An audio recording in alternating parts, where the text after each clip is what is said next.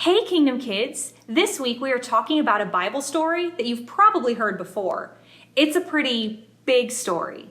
You might even call it giant.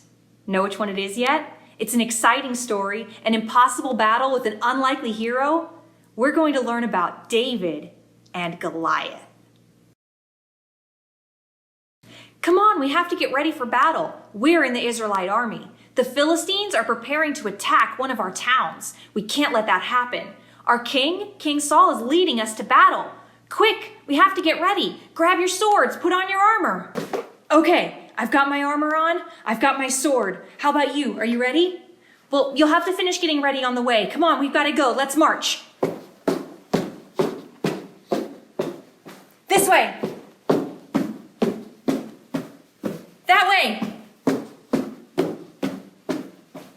Up the hill. Ooh. There. Across the valley. On the other hill. It's the Philistine army. Set up camp.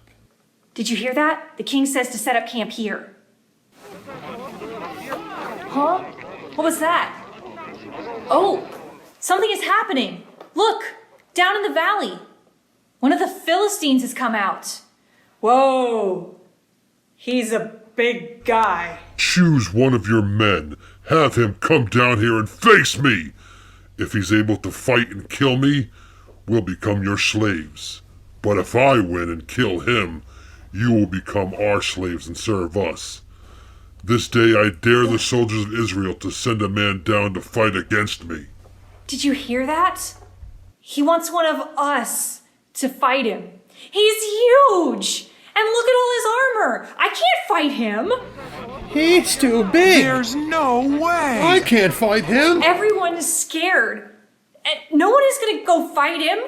I'll just hide in here.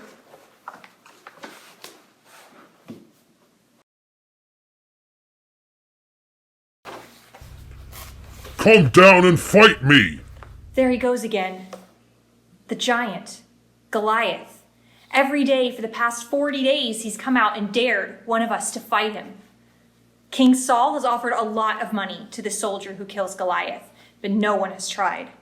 Everyone is too afraid of this giant. Wait, who's that kid?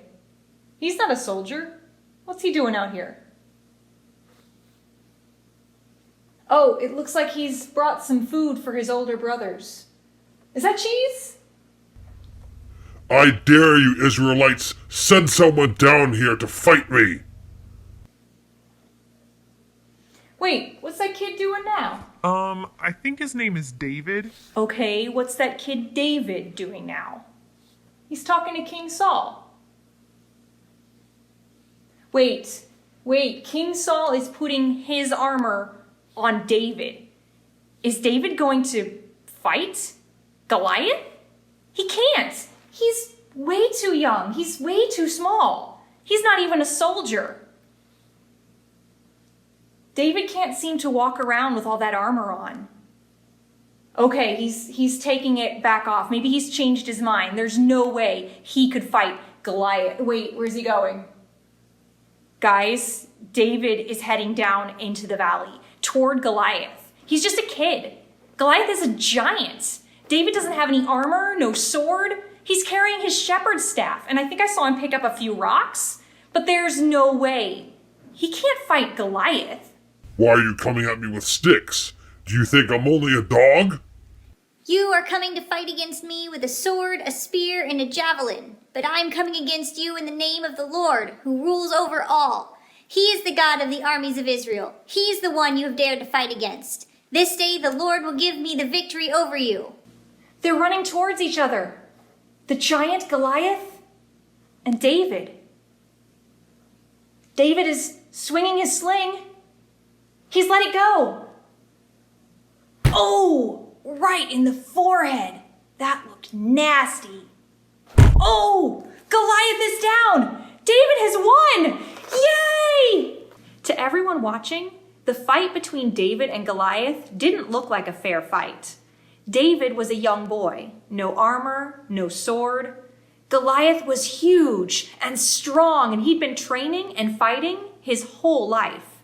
He carried a sword and a spear and even had another person walking in front of him carrying his shield. David had a sling and some stones. Now that wasn't like the toy we often imagine. It really was a powerful weapon. But even still, no one thought David had a chance. And the truth was, it wasn't a fair fight, but not in the way it looked like. David said, "This day the Lord will give me the victory over you." Did Goliath have any chance against God? What if Goliath was twice as big? What if Goliath was riding a T-Rex while flying an airplane that shoots lasers? Pew, pew, pew! Rawr! Would Goliath have any chance against God then? Nope. Goliath didn't have a chance against God. Let's talk about what we can learn from this. Easy, right? It means that God is on my side, just like he was on David's side. Well, sorta. God is absolutely with us. He helps us, he defends us, and forgives us. He sent Jesus, who died and came back to life for us. He wants the best for us. He wants good and wonderful things for us.